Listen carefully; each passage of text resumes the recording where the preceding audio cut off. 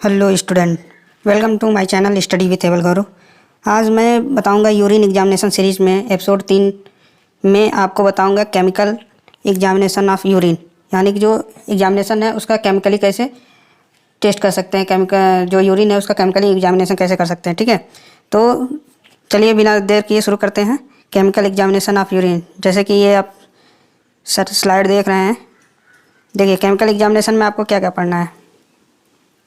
देखिए पहले आपको पढ़ना है पीएच, सेकंड आपको प्रोटीन, थर्ड ग्लूकोज, फोर्थ आपका कीटोन बिलिरुबिन, ठीक है, बाइल साल्ट, यूरोबिलिनोजन, ब्लड और हीमोग्लोबिन। फिर आपका हो जाएगा मायोग्लोबिन, नाइट्राइट और ल्यूकोसाइड स्टरेज। ठीक है, तो इन सब को हम एक वीडियो में नहीं बारी बारी से पढ़ेंगे, क्योंकि ये बहुत ही बड़ा लंबा चैप्टर हो जाएगा, बहुत ही बड़ा लंबा लेक्चर हो जाएगा। तो सबसे पहले हम बात करेंगे इसमें पीएच और प्रोटीन की। इस वीडियो में हम केवल किस चीज़ की, केवल दो चीज़ की बात करेंगे। ठीक है, इसको हम हटा देते हैं।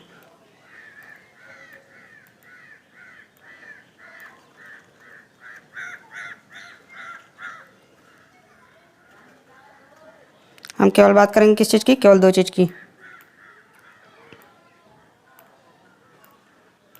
पीएच की और प्रोटीन की। जैसे कि देखते हैं हम, जो पीएच है, पीएच क्या होता है। पीएच एक स्केल मेजरिंग है। पीएच स्केल एक मेजर करता है, क्या करता है, एसिडिटी और एल्कलिनिटी, यानी कि हम कहते हैं कि एसिड या फिर बेस। ठीक है, हम पीएच जो स्केल है या पीएच जो मीटर है उसके द्वारा हम किसी भी जो मैटर है उसका, किसी भी जो सॉल्यूशन है उससे उसका हम एसिडिटी और एल्कलिनिटी यानी कि एसिड और बेस को मेजर कर सकते हैं। जैसे कि देखिए इसका जो दिया है, normal pH value is 4.6 to 8.0। Urine pH depends, यानी कि जो यूरिन का जो पीएच होता है, नॉर्मल पीएच होता है, वो कितना होता है 4.6 से लेके 8.0 तक। ठीक है, और यह यूरिन का जो पीएच होता है डिपेंड करता है किस पे, on diet, acid base balance, देखिए acid base balance, water balance, renal tubular function. ठीक है, यानी कि कितने चीज़ों पे, 4-5 चीज़ों पे क्या करता है, डिपेंड करता है। अगर देखिए कुछ कंडीशन है, अगर if pH is greater than 7.0, यानी कि अगर पीएच 7 से अधिक हो तो उसको हम बोलेंगे एसिड। ठीक है, फिर सेकेंड पॉइंट है इसी में कि if pH is lower than 7, अगर 7 से कम हो तो उसको हम बोलेंगे एल्कलाइन। अगर पीएच क्या हो, 7 हो तो उसको हम बोलेंगे क्या, न्यूट्रल। ठीक, नेक्स्ट पॉइंट है कि देखेंगे कि on standing urine becomes alkaline because of loss carbon dioxide and production of ammonia. देखिए अगर जो यूरिन है, मान लीजिए कि किसी डब्बे में यूरिन रखा है, वो टेस्ट के लिए आया, उसको हम रख देंगे ऑन स्टैंडिंग, मैंने स्टैंडिंग मोड पे रख देंगे, उसको स्टैंड बाई कर देंगे, कुछ देर के लिए रख देंगे, तो उसमें क्या होता है कि वो एल्कलाइन हो जाता है। क्यों एल्कलाइन हो जाता है, एल्कलाइन का मतलब कि वो 7 से कम हो जाता है। ठीक है, यानी कि वो बेस बन जाता है। और वो क्यों बनता है बेस, इसलिए क्योंकि उसमें जो रखे loss of CO2 and production of ammonia, जो अमोनिया का प्रोडक्शन है उसकी कमी हो जाती है, और CO2 यानी कि कार्बन की कमी हो जाती है, जिसके कारण रखा हुआ यूरिन क्या, एल्कलाइन हो जाता है। ठीक है, फिर हम नेक्स्ट देखेंगे कि इसमें कुछ पीएच को टेस्ट करने के लिए कम कितने, चार टाइप्स हैं, 4 टेस्ट हैं पीएच को मेजर करने के लिए। पहला है आपका लिटमस पेपर टेस्ट। ठीक है, इसमें क्या है कि इसमें एक पेपर होता है, ठीक है, और उसको हम किसी भी, मान लीजिए कि जो भी सॉल्यूशन है उसमें डिप करके देखते हैं। अगर वो उससे रिएक्ट करता है, उसके कलर के आधार पर उसको हम डिसाइड करते हैं कि वो एसिड है या एल्कलाइन है। ठीक है, तो देखिए इसमें इस पॉइंट में दिया है कि if blue litmus paper turn read it indicates acid urine. ठीक है, यानी कि अगर ब्लू लिटमस पेपर है, अगर उसको हम यूरिन में डिप करते हैं, अगर वो रेड कलर में चेंज हो जाए तो वो यूरिन कैसी होगी, एसिड। सेकेंड पॉइंट है इसी का कि if red litmus paper turns blue, अगर लाल लिटमस पेपर को ब्लू में कन्वर्ट होते देखा जाता है यूरिन में डिप करके, तो वो यूरिन कैसी होती है, एल्कलाइन। ठीक है, जैसा कि देखिए इस फिगर में दिखाया गया है, ये देखिए आपको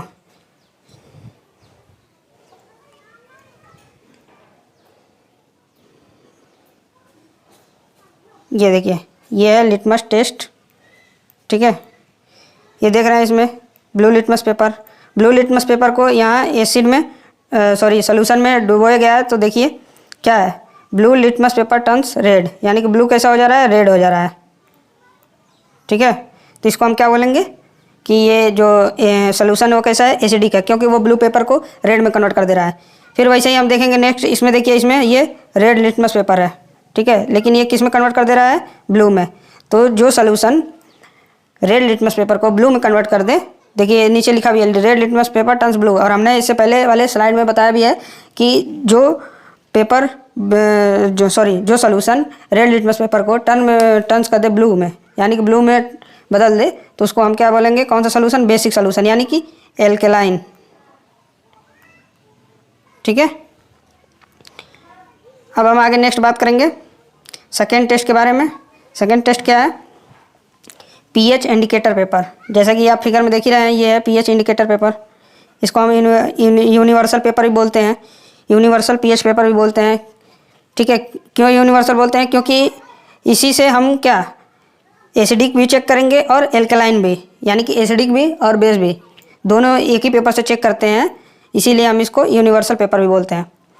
तो देखिए इसमें दिया है पॉइंट कि reagent area of indicator paper strip dip in urine sample and the colour change is compared with colour guide. यानी कि जो ये पेपर है इसको हम सोल्यूशन में डिप करते हैं और इसके बाद से कलर चेंज होता है। तो इस जो कलर गाइड दिया गया है ये, इससे हम क्या कराते हैं, मैच करते हैं, ठीक है। और जो जिस पे कलर मैच हो गया, जैसे देखिए ये दिया है 1 2, 1 दिया है, 2 दिया है, 3 4 5 6 7 8 9 10 11 12 13 14 कलर ग्रेड दिया है। अगर जिस भी कलर ग्रेड से मैच करता है उसका उतना पीएच हो जाएगा, ठीक है।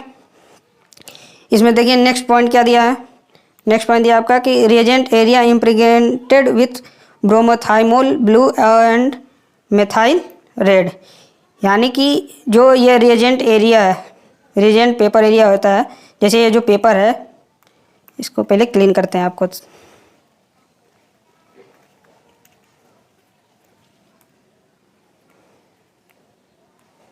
ये देखिए ये यहाँ से यहाँ तक ये जो रिएजेंट एरिया है, रिएजेंट एरिया पेपर है, वो उसमें क्या मिला होता है, उसमें मिला होता है आपका ब्रोमेथाइल मोल ब्लू एंड मेथाइल रेड, ठीक है। ये दोनों का मिक्सचर इस पेपर पे क्या होता है, लगा होता है, जिसकी वजह से ये अपना कलर चेंज करके पीएच इंडिकेशन देता है, ताकि हमें पता चल सके कि जो पीएच वैल्यू है वो कितनी है, ठीक है। अब हम नेक्स्ट स्लाइड की बात करेंगे, नेक्स्ट स्लाइड में जाएंगे इसके, यानी कि थर्ड में हम बात करेंगे थर्ड टेस्ट में कि वो किस प्रकार होता है। देखिए जो थर्ड टेस्ट है वो उसको हम बोलते हैं पीएच मीटर के द्वारा करते हैं। जो ये देखिए ये पीएच मीटर है, इसमें फिगर में आप देख ही रहे हैं, ये पीएच मीटर है। इसमें क्या लिखा है कि N electrode of pH meter is dipped in urine sample and pH is read of directly from the digital display, ठीक है। यानी कि ये देखिए ये एक वायर है और ये एक इलेक्ट्रोड है, ये है आपका इलेक्ट्रोड जो कि सोल्यूशन में क्या है, डिप है। यहाँ पे आप देख रहे हैं ये सोल्यूशन में डिप है, ये आपका डिजिटल डिस्प्ले है। जब हम सोल्यूशन में इलेक्ट्रोड को डिप करते हैं तो डिजिटल डिस्प्ले पे दिखाई देता है कि उसका पीएच कितना है, ठीक है। तो इसी को हम क्या बोलते हैं, पीएच मीटर बोलते हैं। नेक्स्ट फोर्थ है आपका रिएजेंट स्ट्रिप। क्या है आपका, रिएजेंट स्ट्रिप। इसमें है कि द टेस्ट एरिया कंटेंस पॉलियोनिक, क्या है, पॉलियोनिक, ये देखिए पॉलियोनिक पॉलीमर बॉन्ड H+, यानी कि पॉलियोनिक H+ बॉन्ड से जुड़ा होता है। इस पे ये जो देख रहे हैं रिएजेंट एरिया येलो कलर का, उस पर क्या होता है कि पॉलियोनिक होता है बॉन्ड, पॉलीमर बॉन्ड होता है एक, जिससे क्या होता है हाइड्रोजन आयन जुड़ा होता है। और जब हम यूरिन में, यानी कि देखिए कि ऑन रिएक्शन विथ कटायन से, जब हम इसको यूरिन में डिप करते हैं तो ये कटायन से रिएक्ट करता है और हाइड्रोजन प्लस को रिलीज करता है, जिसके कारण वो क्या होता है, कलर चेंज होता है। और कलर चेंज होने के बाद फिर हम इस पर दिए गए ये ग्रेड, कलर ग्रेड से हम मैच कराते हैं। जिस भी कलर ग्रेड पे ये मैच हो जाता है उसका उतना क्या हो जाता है, पीएच हो जाता है। ठीक है, अब नेक्स्ट हम देखेंगे, नेक्स्ट टेस्ट है आपका प्रोटीन्स। देखिए प्रोटीन से देखने के पहले ये देखिए, अगर एसिडिक यूरिन है, ठीक है, एसिडिक यूरिन किन किन कंडीशनों में होता है ये आप देख लीजिए, ताकि आपको पता चल सके कि अगर एसिडिक यूरिन, मान लीजिए कि कोई यूरिन आ रही है तो उसकी एसिडिक और एल्कलाइन यूरिन चेक करके आप एक अंदाज़ा लगा सकते हैं कि इनको ये एक दिक्कत हो सकती है। ठीक है, तो जैसा कि ये देख रहे हैं आप, दिया है पहले कीटोसिस, क्या है कीटोसिस, फिर सेकंड है आपका डायबिटीज मेलाइटस, स्टारवेशन यानी भूख, फीवर बुखार, यूटीआई यानी कि यूरिनरी ट्रैक्ट इन्फेक्शन। ठीक है, वो भी किसके द्वारा होना चाहिए, यूरिनरी ट्रैक्ट इन्फेक्शन किसके द्वारा हो सकता है, इकोलाई यानी कि एस्केरिया coli and high protein diet. और अगर हाई प्रोटीन डाइट हो तो भी उसमें क्या होगी, एसिडिक यूरिन हो गया। अगर कोई व्यक्ति हाई प्रोटीन डाइट ले रहा है, जैसे देखते हैं जो लोग जिम वगैरह जाते हैं, तो अगर वो, क्योंकि वो जिम जाते हैं तो वो प्रोटीन लेते हैं और हाई प्रोटीन डाइट लेते हैं कभी कभी, तो अगर उनकी यूरिन का हम पीएच वैल्यू देखें तो उनकी यूरिन कैसी होती है, एसिडिक यूरिन होती है। ठीक है, फिर हम नेक्स्ट देखेंगे एल्कलाइन यूरिन। एल्कलाइन यूरिन में क्या है, यूटीआई बाई बैक्टीरिया, और बैक्टीरियम का है प्रोटियस या स्यूडोमोनास या प्रोटियस के द्वारा यूटीआई इन्फेक्शन हो सकता है। सीवियर वोमिटिंग के दौरान, यानी कि बहुत किसी व्यक्ति को बहुत ज़्यादा उल्टी आ रही है बार बार, तो उसके दौरान अगर यूरिन आप उस व्यक्ति का कलेक्ट करके अगर पीएच वैल्यू देखें तो उसकी यूरिन कैसी होगी, एल्कलाइन होगी। या कोई व्यक्ति वेजिटेरियन डाइट है बहुत ज़्यादा, तो उसकी भी क्या होगी, एल्कलाइन होगा। या रीनल ट्यूबुलर एसिडोसिस है, यानी कि रीनल ट्यूबुलर में क्या इन्फेक्शन है, एसिडोसिस है, तो उसके द्वारा भी एल्कलाइन यूरिन आएगा। या ओल्ड एमोनिकल यूरिन सैंपल है, ठीक है, तो भी क्या होगा कि एल्कलाइन यूरिन, उसका भी पीएच वैल्यू देखेंगे तो किस में जाएगा, एल्कलाइन यूरिन के श्रेणी में जाएगा। फिर आगे है क्रोनिक रीनल फेल्यूर, यानी कि क्रोनिक रीनल फेल्यूर में भी एल्कलाइन यूरिन होता है। ठीक है, फिर आगे नेक्स्ट देखेंगे प्रोटीन्स। देखिए इसमें क्या है, normal amount of protein in urine up to 150 mg पर 24 आवर्स। देखिए यहाँ पे ये ध्यान रखिएगा, यानी कि 150 मिलीग्राम हम बोल रहे हैं, तो ये मत समझ लीजिएगा कि बहुत ज़्यादा, यानी कि ये पूरे 24 घंटे का दिखा रहा है कि पर 24 घंटे में किसी व्यक्ति को अगर 150 मिलीग्राम तक अप टू, यहाँ पे आप देखेंगे अप टू दिया है, ये अप टू 150 मिलीग्राम पर 24 आवर्स में अगर ये प्रोटीन आ रहा है यूरिन में, तो वो क्या होगा, नॉर्मल होगा पूरे 24 आवर में। ठीक है, यानी कि जब हम टेस्ट लगाते हैं कई बार तो 24 आवर्स, एक टेस्ट लगता है 24 आवर्स प्रोटीन यूरिन। ठीक है, तो उसमें क्या करते हैं कि पूरे 24 घंटे के यूरिन को इकट्ठा करके उसका टेस्ट लगाया जाता है। हम ये चीज़ बाद में बताएंगे आपको कि कैसे टेस्ट लगता है और कौन सा इक्विपमेंट यूज होता है टेस्ट के लिए। ठीक है, देखिए ये नेक्स्ट पॉइंट दिया है, वही चीज़ लिखा है कि proteinuria refers to protein excretion urine greater than 150 mg पर 24 आवर इन एडल्ट्स, यानी कि अगर 150 मिलीग्राम पर 24 घंटे में से ज़्यादा अगर प्रोटीन आपकी यूरिया से निकलता है तो वो क्या हो जाएगा, उस व्यक्ति को प्रोटीन यूरिया होगी। ठीक है, कंफर्म होगा कि क्या होगी, प्रोटीन यूरिया होगी। और ये किसकी बात हो रही है, किस एज की, एडल्ट्स की। ठीक है, ये नहीं कि कोई चाइल्ड है उसका आप देख लो 150 मिलीग्राम से अगर अधिक निकल रहा है 24 घंटे में, तो उसकी बात नहीं हो रही है यहाँ पे देखिए ये दो चीज़ आपकी बहुत ज़रूरी है। ये देखिए कौन कौन सा, हम कलर चेंज करके आपको बता रहे हैं। देखिए ये ग्रेटर देन 150 mg पर 24 आवर्स इन एडल्ट्स अगर है तो वो क्या हो जाएगी, आपको प्रोटीन यूरिया। ठीक है, आप चलेंगे काज ऑफ प्रोटीन यूरिया, कि प्रोटीन यूरिया के क्या क्या काज हैं, किसके द्वारा प्रोटीन यूरिया हो सकता है। प्रोटीन यूरिया देखिए यहाँ पे देखिए 3 तरह के होते हैं। एक होता है pre renal protein urea. Pre renal protein urea मतलब कि प्रोटीन यूरिया का क्या हो जाए, ओवरफ्लो हो जाए, तो उसको क्या बोलेंगे, प्री रीनल प्रोटीन यूरिया बोलते हैं। अगर देखिए देखिए इसमें लिखा है कि increase level of protein in plasma, अगर प्लाज्मा में प्रोटीन की अधिकता हो जाए। ठीक है, प्लाज्मा समझ रहे हैं आप, ब्लड के अंदर प्लाज्मा होता है ना, तो अगर उसमें प्रोटीन की अधिकता हो जाए और फिर वो प्रोटीन यूरिन के माध्यम से बाहर निकले तो उसको हम क्या बोलेंगे, pre renal protein urea. Pre renal का मतलब कि रीनल से पहले। ठीक है, देखिए यहाँ नाम में ही है प्री रीनल, प्री मतलब पहले, रीनल आप रीनल कनेक्ट किससे होगा, किडनी से। ठीक है। तो यानी किडनी से पहले ही आपका जो प्रोटीन है बढ़ने लगे, उसकी लेवल बढ़ने लगे, इंक्रीज होने लगे, तो उसको हम बोलेंगे प्री रीनल और प्रोटीनयूरिया, क्योंकि वो किडनी से पहले ही यानी कि प्लाज्मा में ही बढ़ रहा है और वो उसके बाद किडनी के थ्रू यूरिन में बाहर आ रहा है, ठीक है। फिर हम नेक्स्ट बात करेंगे इसमें रीनल प्रोटीनयूरिया। रीनल प्रोटीनयूरिया देखिए, रीनल प्रोटीनयूरिया का मतलब कि किडनी में, ठीक। तो इसमें भी दो चीज़ है, एक है आपका ग्लोमेरुलर प्रोटीनयूरिया जो होता है, इसमें क्या है पॉइंट देखिए कि proteinuria due to increased filtration of proteins by glomeruli, यानी कि जो ग्लोमेरुलर है, यानी कि जो किडनी में आप जब पढ़ेंगे हेनले लूप, वोमन कैप्सूल, तो ये सब और ग्लोमेरुलर भी है वहाँ पे। तो जब वहाँ आप पढ़ेंगे किडनी की एनाटॉमी, तो उसमें आप जब पढ़ेंगे तो उसमें है, ठीक है, स्ट्रक्चर आप जब देखेंगे तो ये उसका पार्ट है किडनी के।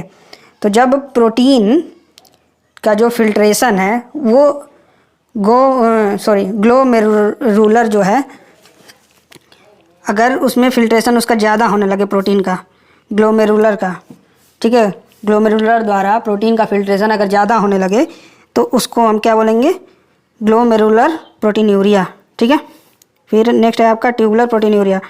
इसमें क्या होता है कि ये देखिए proteinuria due to decrease reabsorption of filtered proteins by renal tubules, यानी कि रीनल ट्यूबल्स के द्वारा जो रीअब्जॉर्प्शन फिल्टर है, जो फिल्टर प्रोटीन है वो रीअब्जॉर्प्शन कम हो जाता है, यानी कि पुनः अवशोषण जो है, जैसे मान लीजिए कि जो ये देखिए ऊपर क्या करेगा, फिल्टर करने का काम करता है ये, जैसे ये फिल्टर करेगा, मान लीजिए कि ये नॉर्मल फिल्टर कर रहा है, ठीक, ये इंक्रीज नहीं है, नॉर्मल फिल्टर कर रहा है, लेकिन जब ट्यूबुलर प्रोटीन के जो रीनल ट्यूबल्स है वो क्या कर रहा है कि बहुत ज़्यादा एब्जॉर्ब कर रहा है प्रोटीन को, सॉरी बहुत कम कर रहा है, ठीक है, लेकिन ये क्या कर रहा है, ये मान लीजिए कि नॉर्मल है या बहुत ज़्यादा ये कर रहा है, और ये क्या कर रहा है कि कम कर रहा है, ठीक है, समझ रहे हैं आप। चलिए फिर से बताते हैं, इसको सब हटा लें। देखिए जब ग्लोमेरुलर प्रोटीन क्या प्रोटीनयूरिया जब होती है, कब होती है, जब ग्लोमेरुली, ठीक है ना, यहाँ लिखा है ना, ग्लोमेरुली के द्वारा फिल्ट्रेशन, प्रोटीन का जो फिल्ट्रेशन है वो बढ़ जाए, तो उसे बोलते हैं ग्लोमेरुलर प्रोटीनयूरिया, ठीक।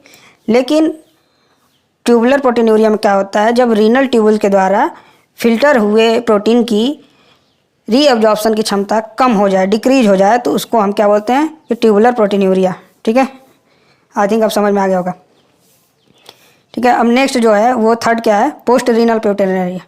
पोस्ट रीनल प्रोटीनयूरिया का मतलब होता है कि किडनी के बाद, यानी कि एक है क्या था, प्री था, एक रीनल था, एक पोस्ट रीनल है। तो पोस्ट रीनल में देखिए क्या लिखा है कि disorder of lower urinary tract, यानी कि जो लोअर पार्ट है, यूरिनरी ट्रैक्ट का लोअर पार्ट है, उसमें अगर कोई डिसऑर्डर हो जाए तो उसको हम क्या बोलेंगे, पोस्ट रीनल प्रोटीनयूरिया बोलते हैं, ठीक है। और इसमें कुछ कंडीशन होती है, ये चारों में देखिए यहाँ पे हमने लिखा है प्रोटीनयूरिया टाइप्स कि कौन कौन से टाइप्स हैं, ये 4 टाइप्स हैं। कुछ इनके कंडीशन लिखे हुए हैं कि ये किस किस कंडीशन में होते हैं, ठीक है। देखिए पहले से हम बात करेंगे pre renal proteinuria. Pre renal proteinuria की बात करेंगे, इसमें देखेंगे कि intravascular haemolysis, muscle injury, infection, inflammation, multiple myeloma, अगर इतने कंडीशन हैं किसी व्यक्ति के अंदर या इसमें से कोई भी एक कंडीशन है तो उसको क्या हो सकता है, प्री रीनल प्रोटीनयूरिया हो सकती है, ठीक है। फिर नेक्स्ट जो है, अगर ग्लोमेरुलर प्रोटीनयूरिया की बात करें तो वो किन किन कंडीशनों में हो सकता है, ग्लोमेरुलर नेफ्राइटिस, यानी कि उसमें क्या हो जाए कि सूजन हो जाए, ठीक है। मिनिमल चेंजेज, यानी कि मिनिमल चेंजेज डिजीज, यानी कि मिनिमल चेंज डिजीज में हो सकता है। डायबिटीज मेलाइटस में हो सकता है, प्री कैलेम्पसिया में हो सकता है, स्ट्रेनोस एक्सरसाइज में हो सकता है, फीवर इसमें भी हो सकता है, ठीक है। फिर है नेक्स्ट आपका एक्सपोजर टू एक्सट्रीम कोल्ड, यानी कि बहुत ज़्यादा ठंड की वजह से भी क्या हो सकता है, ग्लोमेरुलर प्रोटीनयूरिया हो सकता है, ठीक है। फिर नीचे लिखा है कि आर्थोस्टैटिक, इसमें भी हो सकता है, या पोस्टुरल प्रोटीनयूरिया के कंडीशन में आपको ग्लोमेरुलर प्रोटीनयूरिया हो सकती है। नेक्स्ट है आपका ट्यूबुलर प्रोटीनयूरिया। ट्यूबुलर प्रोटीनयूरिया किन किन कंडीशनों में होती है, पाइलोनेफ्राइटिस, इंटरेस्टियल नेफ्राइटिस और फानकोनी सिंड्रोम। इन तीन कंडीशनों में आपको ट्यूबुलर प्रोटीनूरिया देखने को मिलती है। ठीक है, नेक्स्ट बात करेंगे पोस्ट रीनल प्रोटीनूरिया। इसमें कौन कौन सी कंडीशन हो सकती है? इन्फ्लामेशन या neoplastic condition in renal pelvis, ureter, bladder, prostate और यूरेथ्रा। इन सब में क्या हो कि कोई इन्फ्लामेशन हो या नियोप्लास्टिक कंडीशन हो, तो उसकी वजह से पोस्ट रीनल प्रोटीनूरिया हो सकती है। ठीक है, अब हम नेक्स्ट बात करेंगे आपको इसकी टेस्ट की, कि जो प्रोटीन का टेस्ट होता है वो कैसा होता है, कैसे किया जाता है। देखिए, जो प्रोटीनूरिया है, इसके टेस्ट के लिए कुछ पॉइंट्स हैं। जैसे कितने टेस्ट हैं आपके प्रोटीन के लिए? 3 टेस्ट हैं। पहला है आपका हीट एंड एसिडिक टेस्ट। इसमें क्या किया जाता है, जैसे कि आप फिगर में देख रहे हैं, फिगर से आपको समझा रहे हैं। देखिए, इसमें पहले क्या करेंगे, यूरिन लेंगे 5 से 10 ml एक टेस्ट ट्यूब में, उसको हीट करेंगे अपर को।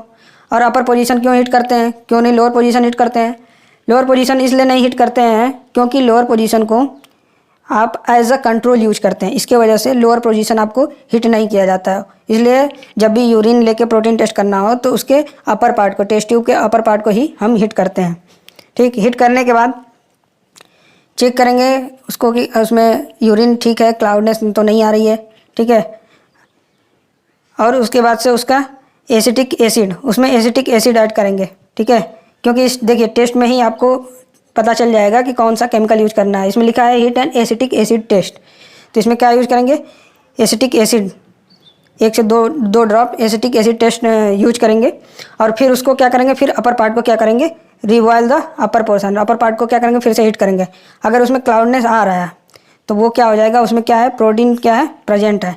अगर क्लाउडनेस नहीं है, क्लियर है, तो उसमें प्रोटीन क्या है, एब्सेंट है। ठीक है, अब देखिए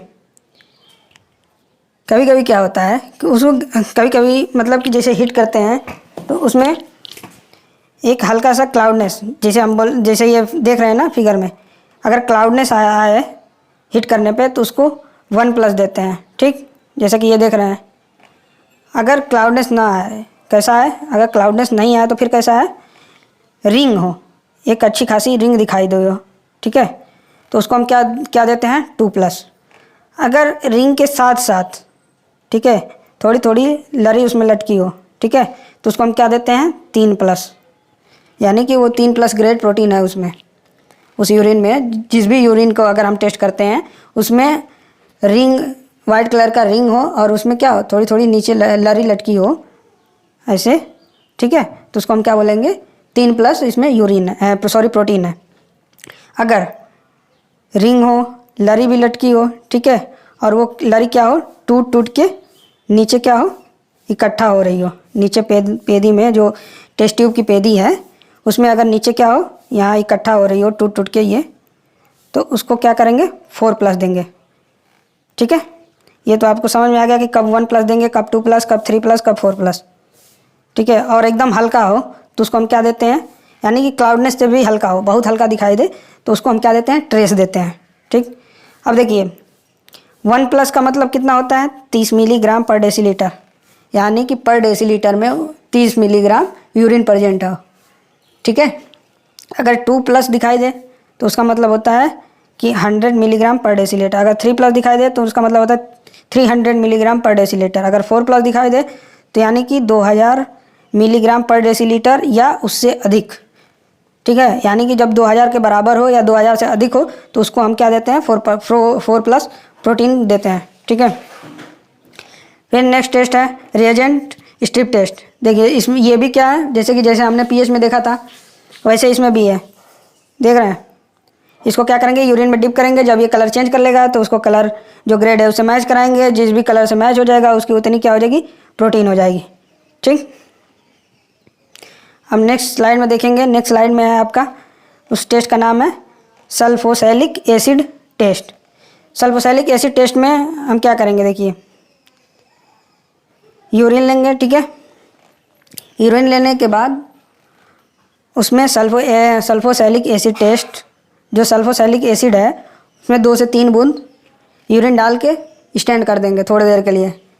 5 मिनट के लिए स्टैंड कर देंगे और स्टैंड करने के बाद उसको देखेंगे। अगर एकदम क्लियर दिखाई दे रहा हो, जैसे ये दिख रहा है आपको, अगर क्लियर दिखाई दे रहा हो तो उसको हम निगेटिव देंगे, यानी कि उसमें क्या है, प्रोटीन प्रेजेंट नहीं है। अगर थोड़ा बहुत हल्का है, यानी कि ये देख रहे हैं इसके जैसा हो, तो हम उसको ट्रेस देंगे। अगर ऐसे हो तो उसको 1+, अगर ऐसे दिखाई दो तो 2+, अगर ये दिखाई दे तो 3+, अगर इतना हो तो उसको 4+ प्रोटीन देंगे। ठीक है, तो स्टूडेंट्स, तो आज के वीडियो में बस इतना ही। फिर मिलेंगे नेक्स्ट लेक्चर में, क्योंकि देखिए बहुत ज़्यादा लंबी वीडियो बनाने से आप भी नहीं देख पाएंगे और हमें भी बनाने में दिक्कत होती है, तो इसलिए छोटा छोटा वीडियो रहेगा तो आप जल्दी से देख भी लेंगे, आप भी उबेंगे नहीं और हम भी उबेंगे नहीं बनाते टाइम। ठीक है, तो आज हमने बस बताया केमिकल एग्जामिनेशन में pH और प्रोटीन। अगले में हम बात करेंगे ग्लूकोज और, ठीक है, ग्लूकोज बात करेंगे। और नेक्स्ट क्या है, ये देखिए क्या क्या नेक्स्ट है, ये देखिए अगले में हम बात करेंगे ग्लूकोज और कीटोन्स। आज हमने बात कर लिया इतना, pH और प्रोटीन्स बात कर लिए 2। ठीक है, अब नेक्स्ट में हम बात करेंगे ग्लूकोज और कीटोन्स। तो स्टूडेंट्स, बाय बाय।